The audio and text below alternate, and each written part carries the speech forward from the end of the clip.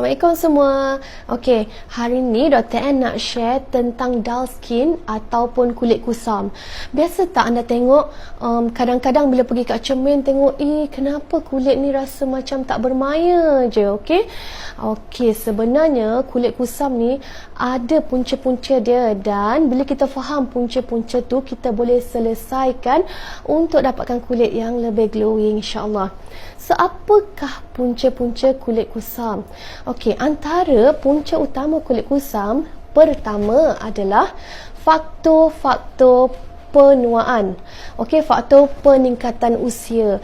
Di mana kita kena faham ya, setiap 10 tahun secara normalnya proses renewal sel atau proses pembaharuan sel kita, kadar dia akan menurun sebanyak 7%. Ini secara normal.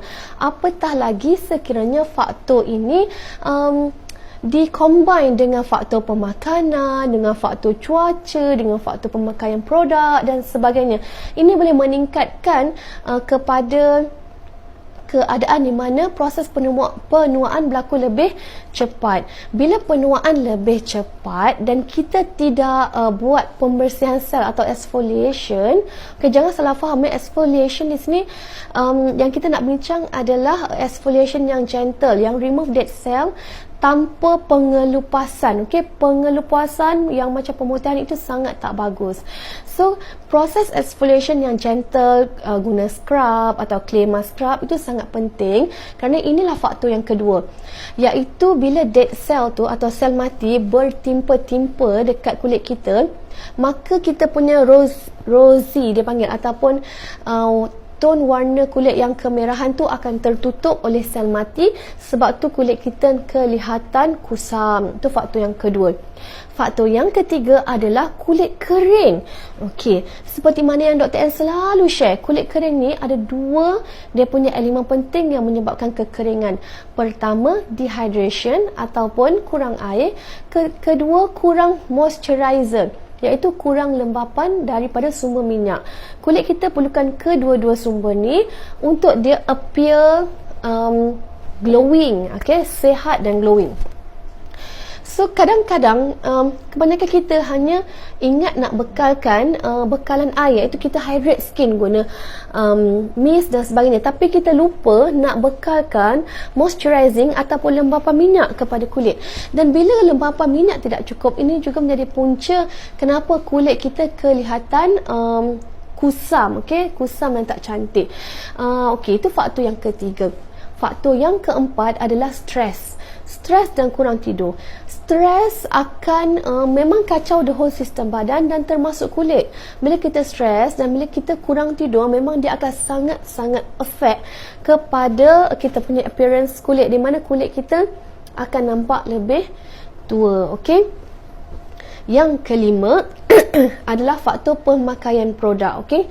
Di mana produk, bila semakin kita menua ya, semakin kita tua, kita memerlukan lebih banyak nutrien dalam produk kita, seperti antioksida, vitamin, minerals dan sebagainya. Oleh kerana kita punya kadar penghasilan sel baru semakin kurang, okey, sebab tu kita perlukan lebih nutrien yang sesuai, yang mencukupi untuk bantu kekalkan atau tingkatkan kadar penghasilan sel baru. Bila sel baru terhasil, itu yang kulit kita nampak muda, anjal dan sangat sihat. Okey. Yang keenam, okey, tadi faktor stres. Yang ni Dr. Ann nak tekankan tentang faktor kurang tidur. Okey, macam kita tahu sebenarnya waktu kita tidur adalah waktu untuk sel kita panggil regenerative state, ataupun fasa dia menghasilkan sel baru. Tapi kalau kita tak cukup tidur, macam mana dia nak hasilkan sel baru dengan sangat efektif? Sebab tu orang yang cukup tidur biasanya kulit dia memang akan kelihatan kusam. Okey? Okey, faktor yang ketujuh ini yang paling penting, iaitu pemakaian produk yang mengandungi bahan racun berjadual seperti merkuri. Apa yang terjadi?